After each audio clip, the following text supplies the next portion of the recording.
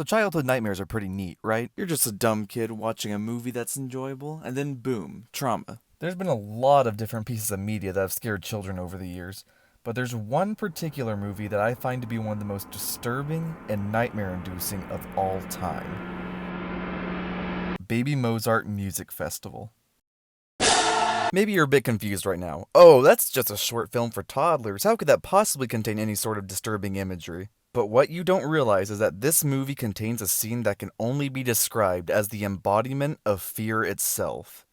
Blah! Okay, so, this is Bart the Dragon. He is the reason why I lost so many hours of sleep when I was a kid. I think it's already pretty obvious what made this scene so frightening to me, but there are a lot of other elements to it that made it so effective as nightmare fuel. So, okay, a huge part of what makes it scary is pretty obvious. The loud yell. Blah! Yeah, believe it or not, sudden loud noises are very scary to children. And of course, Bart's kinda creepy looking. I mean, it's not nearly as bad as some of the other puppets that appear in this movie, but it's definitely a bit unsettling. I think it's mostly the eyes that do it for me. It kinda hits into that uncanny valley territory. The uncanny valley is basically a term that explains the weird middle ground of something having a lot of human attributes, but not quite looking human enough. Since wide eyes with pupils tend to be more human-looking than those with just pupils, it tends to appear a lot creepier to me. So that's all the obvious stuff, but let's delve a little bit deeper. So Baby Mozart doesn't really contain any sort of dialogue since it's mostly targeted towards babies.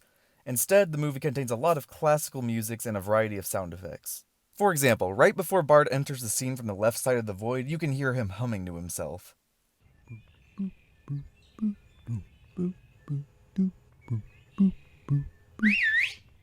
I've always found this really ominous, and whenever I'd hear it in my nightmares, it would activate my flight or fight response because, oh god, he's coming. Now, with that said, I think the creepiest bit of sound design is the little tune that plays right before the jump scare.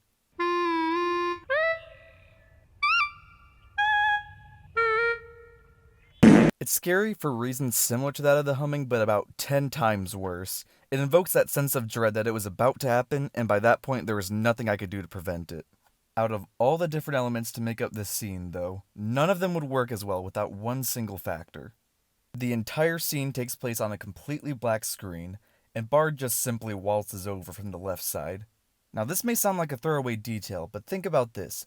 Bard's entire scene takes place on a black screen. The same kind of black screen that every screen defaults to whenever it's turned off. This terrified me. Anytime there was a black screen nearby, there was that fear that Bard would just appear and ruin my day. I even dreaded sleeping in any sort of room that had a TV in it, because there was a constant fear that he would appear at any time to scare me. This meant that even outside of my dreams, I wasn't always completely safe from that dread. As life went on, there would be lots of other things that would keep me up at night. Some reasonable, and others even more reasonable.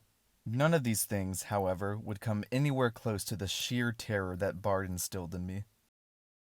Well, okay, maybe except for that one goldfish jump scare from another Baby Einstein movie.